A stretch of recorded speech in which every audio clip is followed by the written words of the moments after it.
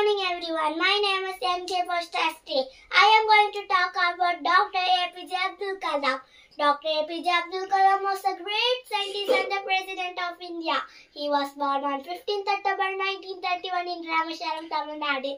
He is also known as the Missile Man of India. He has written many books. Autobiography Wings of Fire, famous among students.